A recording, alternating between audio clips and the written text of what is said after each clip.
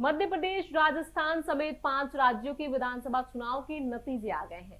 BJP ने मध्य प्रदेश की सत्ता में वापसी की है, तो राजस्थान, छत्तीसगढ़, तेलंगाना और मिजोरम में एंटी इनकम्बेंसी की आंधी में कांग्रेस, बीआरएस और एमएनएफ के हाथ से सत्ता निकल गई है। ऐसा नहीं है कि मध्य प्रदेश में एंटी इनकम्बेंसी जैसे माहौल की चर्चाएं नहीं थी, लेकिन जब नतीजे आए तो कयासबाजी कोरी साबित हुई।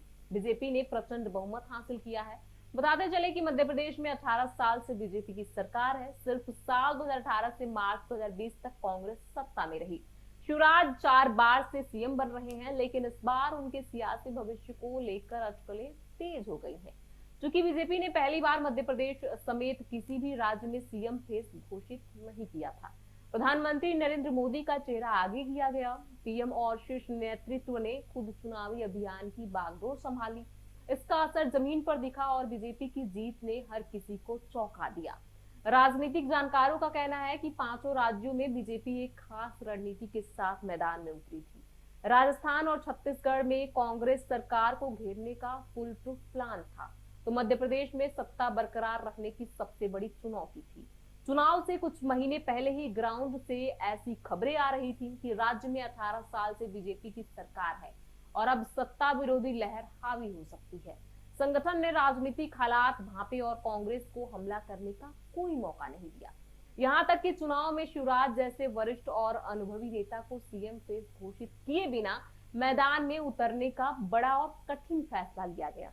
जानकार कहते हैं कि पीएम मोदी और शीर्ष नेतृत्व के लिए यह फैसला लेना कठिन था, लेकिन बीजेपी ने रिस्क लिया। अगर बीजेपी के पक्ष में परिणाम नहीं आते तो एनालिसिस यही किया जाता कि बिना सीएम फेस के चुनावी मैदान में जाने से पार्टी को नुकसान पहुंचा है।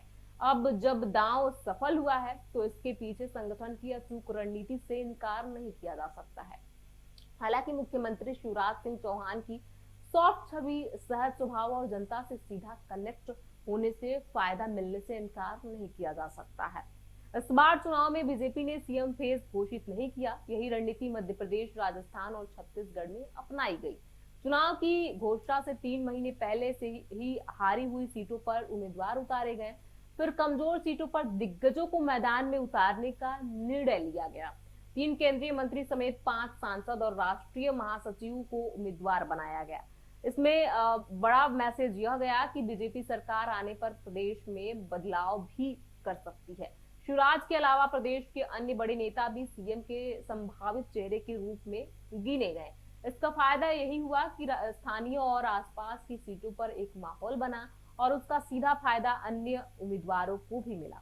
सिर्फ एक केंद्रीय मंत्री और एक सांसद चुनाव हारे। पूरे चुनाव प्रचार में सिर्फ पीएम मोदी चेहरा रहे। चुनाव से 6 महीने पहले उन्होंने राज्य में दौरे शुरू कर दिए। उन्होंने बैक टू बैक रैलियां की और रोड शो किए। तैयारियों का फीडबैक लिया। संगठन को जरूरी दिशा निर्देश भी मिलते रहे। जानकार कहते हैं कि ज्यादातर जगहों पर स्थानीय चेहरों का विरोध रहता है या लोगों में नाराजगी देखने को मिलती है। ऐसे में बीजेपी ने उन चेहरों को पूरे प्रचार में आगे नहीं किया।